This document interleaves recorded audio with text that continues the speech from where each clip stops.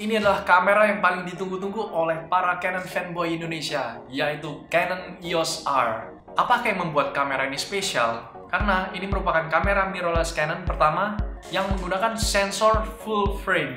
What's up guys, kembali lagi bersama saya Manuel. Jadi mungkin yang belum tahu atau kalian yang baru pertama kali mampir ke channel saya, selamat datang dan jangan lupa klik that subscribe button. Karena di channel yang saya bikin ini kita akan membahas banyak hal, mulai dari review kamera serta tutorial-tutorial cara penggunaan kamera dan teknik fotografi serta videografi. So don't forget hit that subscribe button. Saya yakin banget kalau kalian nonton video ini mungkin ya kalian tertarik karena judulnya lah, dan kalian penasaran gimana sih atau apa sih bedanya kamera yang biasa sama kamera yang harganya selangit, atau mungkin kalian kepingin beli.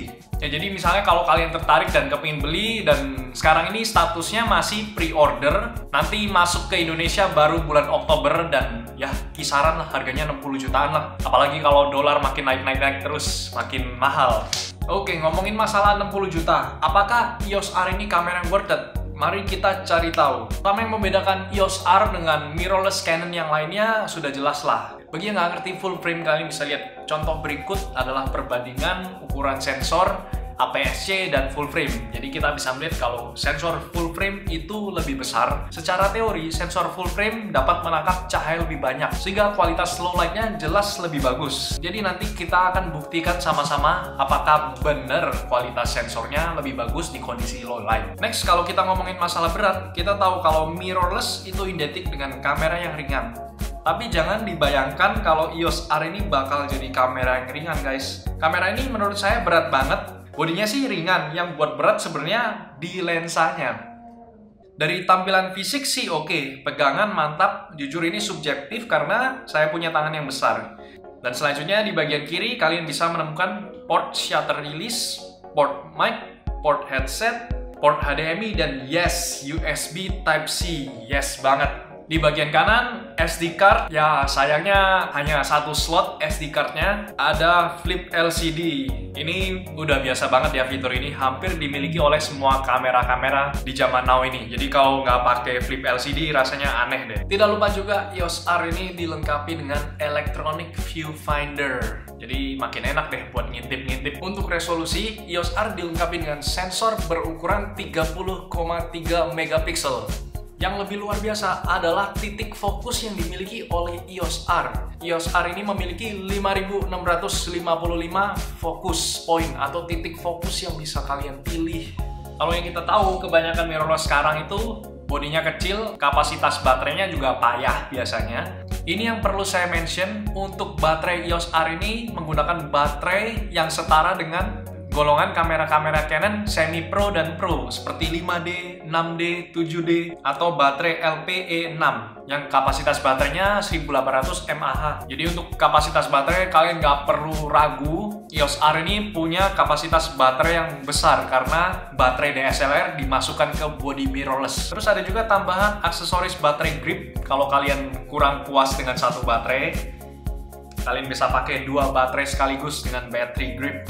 Jadi makin besar deh kameranya. Nah, bagi teman-teman yang udah setia sama produk Canon dari zaman kerajaan dan kalian udah nunggu-nunggu kamera ini, dan sayangnya kamera EOS R ini menggunakan lens mount yang baru, yaitu mount EOS R. Jadi mount baru, lensa-lensa DSLR kalian nggak bakal bisa kepake. Tapi tenang aja, Canon juga sudah menyediakan adaptor khusus EF EOS R, jadi kalian bisa menggunakan lensa-lensa DSLR kalian di kamera EOS R.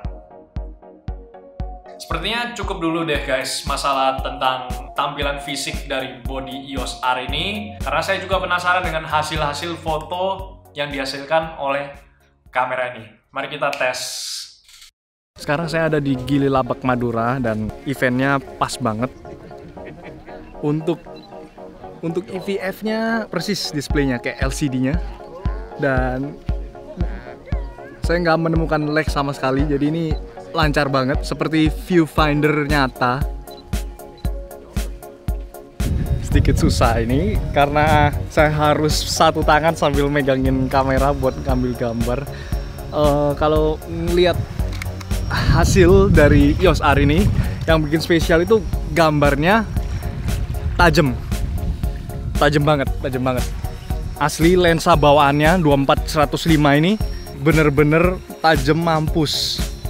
Kalian bisa ngeliat kayak hasil fotonya gimana. Coba aja kalian lihat tulisannya. Biasanya kalau lensa-lensa biasa ada color fringingnya, apalagi di bagian tulisan-tulisan gini kalau di zoom. Nah, beda untuk hasil gambar dari EOS R. Kelihatan banget crispy. Nah, ini pas banget ya, ada mode ikutan nimbrung buat foto. Jadi pada foto ini kalian bisa melihat kalau saya memposisikan model pada kondisi backlight. Tujuannya adalah untuk melihat dynamic range yang dimiliki oleh EOS R. EOS R masih mampu menangkap detail di bagian background yang overexposed. Dan next ada beberapa sampel-sampel foto lain yang saya ambil waktu saya berada di Gili Labak dengan EOS R.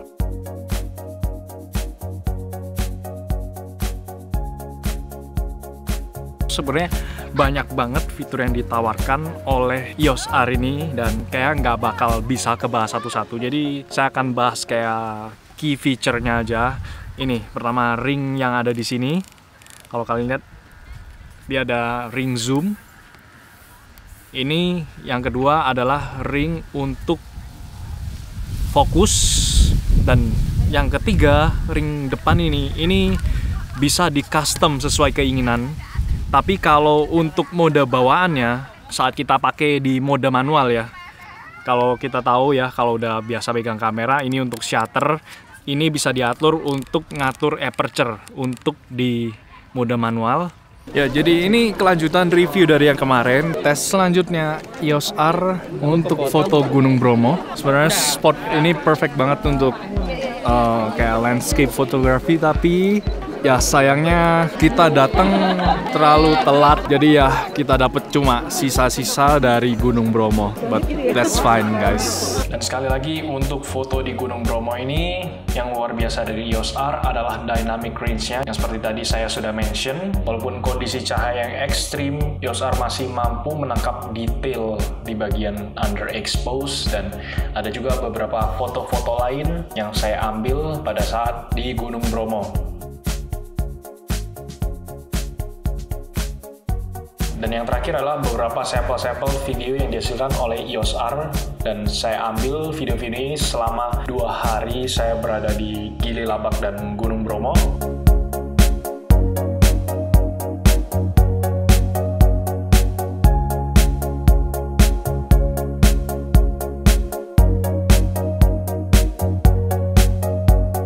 Untuk video, mungkin yang saya perlu mention adalah 4K-nya, karena pada saat kita menggunakan mode 4K atau resolusi 4K, EOS R memiliki crop factor 1,7 kali, dan rolling shutter untuk 4K akan sangat terlihat jelas.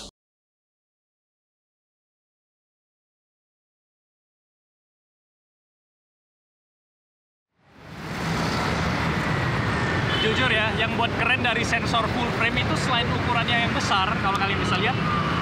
Nah, secara teori, kalau sensornya besar, otomatis cahaya yang masuk ke sensor harusnya lebih banyak. Kalau di kertas ngomongnya sih harusnya kemampuan low light-nya EOS R ini bagus, karena sensornya tadi besar dan banyak cahaya yang bisa masuk ke sensor. Dan kali ini kita akan buktikan kemampuan low light dari EOS R. Yuk, jadi ini kita lagi di Jalan Tunjungan.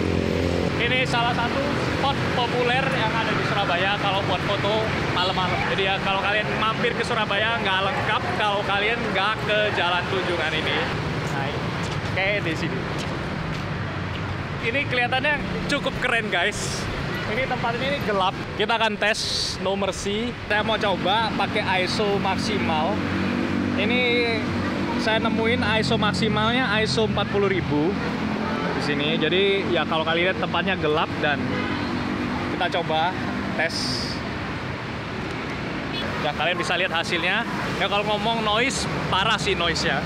Karena ini ISO maksimal, dan untuk beberapa kondisi jarang banget kita bakal menggunakan ISO hingga ISO 40.000. Kondisi ini nggak praktikal, kita nyari tempat lain lagi. Tadi cuma buat tester aja. Oke, next foto Mas Dwi, dan backgroundnya pakai lampu-lampu yang ada di belakang itu.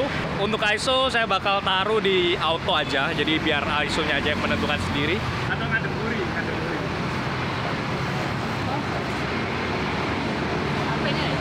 ini sama kayak gang tadi sih, cuma ya kali ini kita pakai model.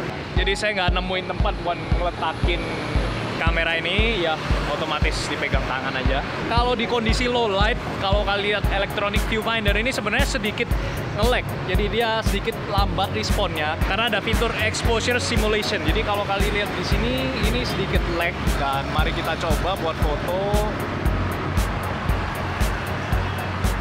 Hasil fotonya not bad, memang beda banget dibandingkan kalian memakai sensor APS-C. Lihat aja, kalian bisa lihat kondisinya gelap tapi masih bisa mendapatkan foto yang terang. Yang terakhir adalah sampel-sampel foto yang saya ambil pada kondisi low light.